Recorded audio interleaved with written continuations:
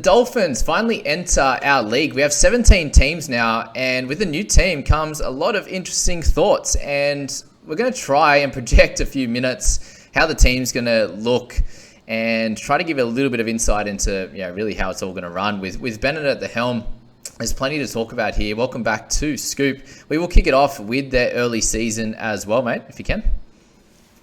Yep. Well, first up, match against the Roosters for the Beatson Cup or whatever it's going to be named. Nice. Should be a cracker, but probably starts them off with a loss. They've got a pretty patchy draw, actually. Not really too hard or too soft. As you can see, they sort of have hard with Roosters, Raiders, then soft Knights, Broncos, Dragons, Cowboys. It sort of alternates up and down. I don't know if it'll be good for consistent fantasy scoring, but we'll have a look and see if we can find some value anyway. Yeah, for sure. And looking at that, they've got very similarly to the Cowboys, have a bye round 16 and round 21. So both late buys. So if you find someone that's going to be a pretty good scorer early on in the season, that could be a great time to pick them up. So hopefully we do find a couple of decent options for you as we go through this list. Firstly, I did want to start, Ewan Aiken is at the top, but one of the predicted team lists had him on the bench. Do we see him actually as a bench guy, or do we see him getting a start over like Brenko Lee and Tessie New, I think was the other one they had there? Yeah, I think Aitken will start. I think he's probably locked into one of those two centre spots, and the other one will just be the rotation as to who gets picked round one. There's probably 4 options who can fill that other spot, but I'm reasonably certain Aitken was signed as one of their more premium signings, to be honest. But I agree with that. I think he'll be one of the centres. Yeah, and at that 47.5 average last year, that is on the edge, guys. He loses that edge. Well, he should end up with the dual then because he's in position at the edge. He'll end up with the centre dual as well, but still way too overpriced at this point. He could come into our figures at some point in the year. If he does start on the bench, for example, his price will plummet. So keep an eye on him across the season. We see the Bromwich brothers come over, and Jesse, obviously an aging type of player, very much there, I'd say, for experience and leadership. So we won't be looking to pick him up at that 510 price, that's for sure. Kenny Bromwich on the other side, on that left side there, do we see any value with him moving teams or just be about the same? Yeah, about the same. If anything, I probably like Jesse a little bit more.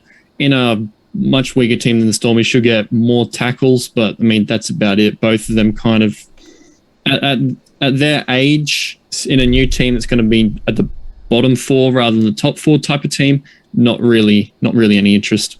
Yeah, we're seeing about like a 40-minute effort from Jesse. Yeah, I could honestly see a lot of the props pretty much all splitting about 40 minutes. Okay. There's a lot of players like Wallace, Bromwich, Nichols who are on the wrong side of 30 but are still good players, but I don't think have that capacity to play really, really big minutes anymore. Yeah, and then we'll have guys like potentially Cody Nikorima on the bench as well. You'd probably expect him to be getting that 40-ish minutes as well. And then potentially Ray Stone as well, that type of 30 to 40-minute role. So I completely agree with that. And it probably doesn't give us too much value. We'll obviously talk about Ray Stone in a little bit. But yeah, very interesting. The big minute guys, are they going to be there? It's probably Thomas Gilbert who we'll end up speaking about. Does he get some bigger minutes as a younger forward in this team?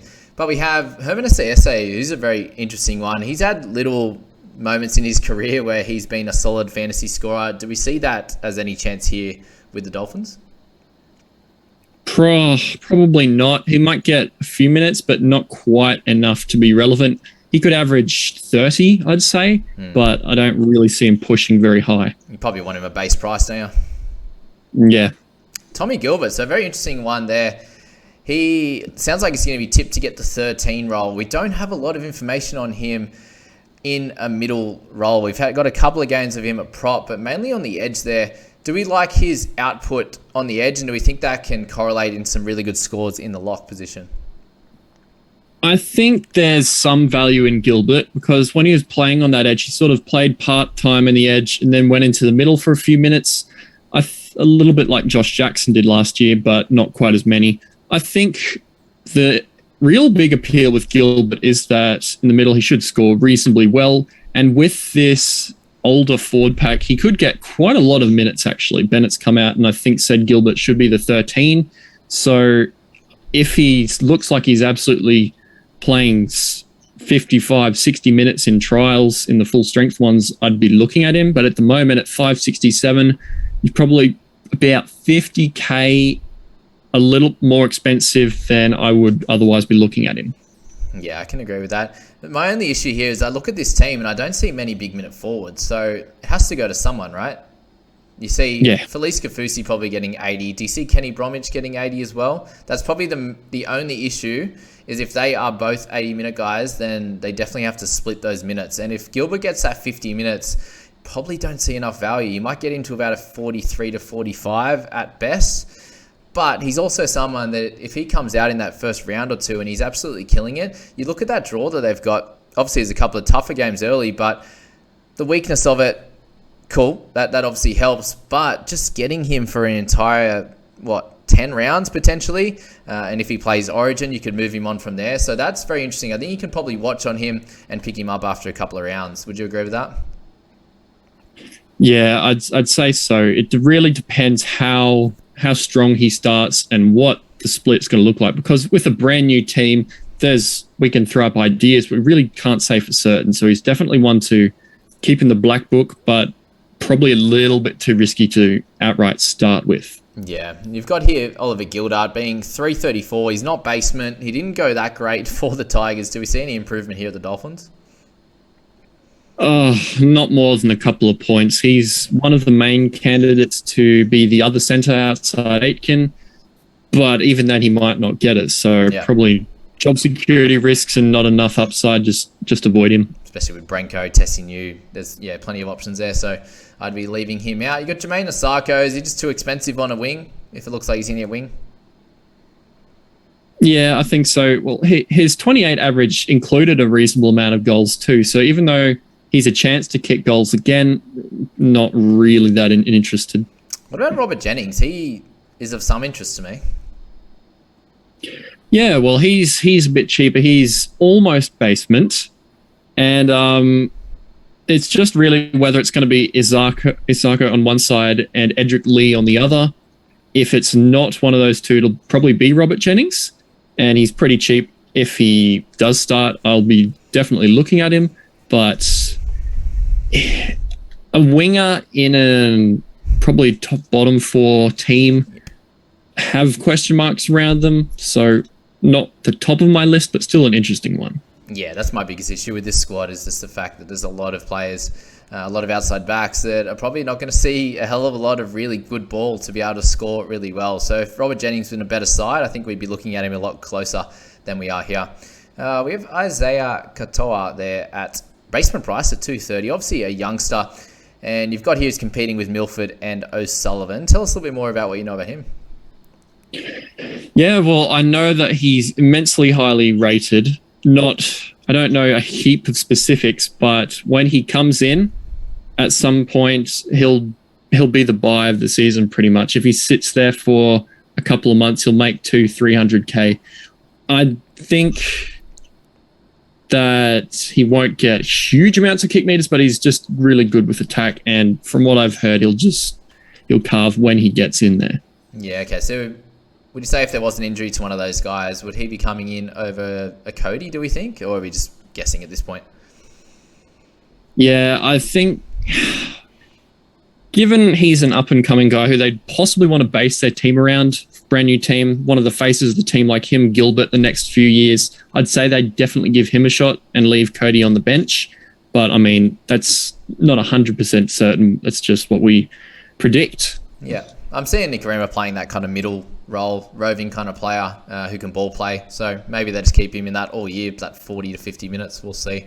We've got Felice Kafusi, Branko Lee, Edric Lee. 3 guys I don't see too much interest in. Obviously, Branko Lee's probably a little bit too expensive. You got him here as a TLT watch, but even if he does get that centre, probably a tad too expensive, right? Yeah, especially with new signing, it just puts more and more pressure on whoever's that other spot outside Aitken in the centres. There's just too much competition for me to really be interested in anyone unless they're a basement price player, who we'll talk about in a minute. Awesome. We'll leave Lemmy Lou out a little bit just at that weird price. If he gets down a little bit, play some time off the bench, he could be an option at some point, given he scored okay with the Cows last year. Jeremy Marshall-King, I I think he's turning into a pretty solid player. What are your thoughts on his prospects in fantasy this year with a team that really it's Sean O'Sullivan's, and then it's the experienced guys and the Bromwich boys and Felice Kafusi? Yeah, I think Jeremy Marshall-King will be a really solid player for them. I think he has the potential to push up to 50, but I don't know if he'll go too much more than that. Will he play 80 with Nick Reamer on the bench? If he does play 80, I think there's a little bit of value in him, but we just can't say at this stage. Yeah, and moving from a team that's probably better than what this team might be, it's hard to project the attacking stats that are going to be there. We got the MILF in there at 485k. Is he just too expensive? Yeah, he used to be a really good scorer at the Broncos, but O'Sullivan kicks a lot of meters as well and just hasn't been really fantasy relevant for a couple of years now. Been a bit in the wilderness. I think he's probably just want to let go through to the keeper. Yeah. Marky Nichols, so an awkward price for him at 426. Do we think he gets some big minutes here in this squad, or is he going to be like a 40-minute guy?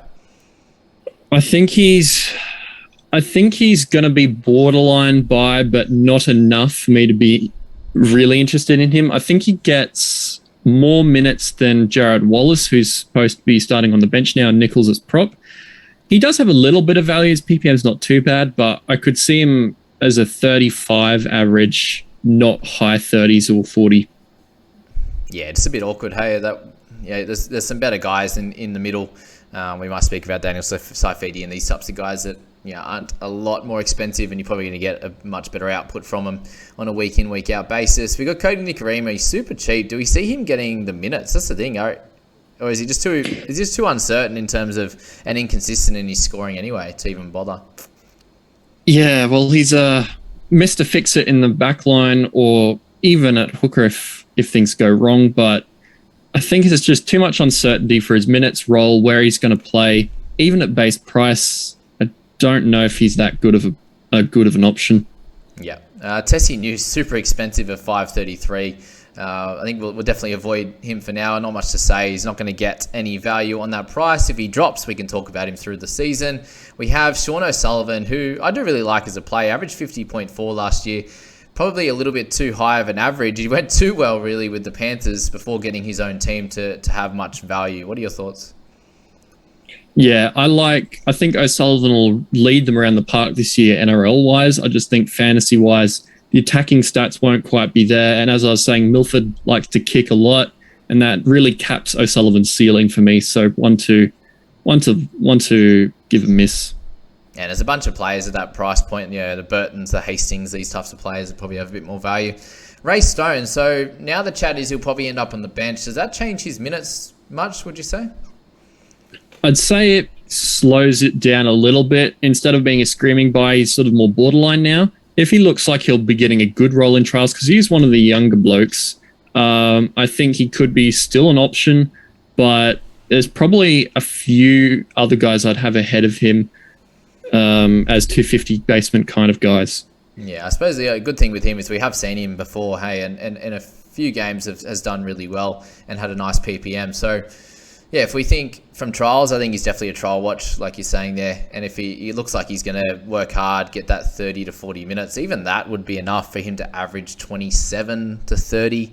Even that would be great. He's priced at 18. So a decent cash cow to get you at least 150k, you'd say, at that stage. We've got the hammer there at 372. So it's not the worst price ever. Unfortunately, the 21.6 average has been bumped up to a 26 price point to potentially show what kind of role he's going to play with the Dolphins. Are we scared of him at that price in an average team?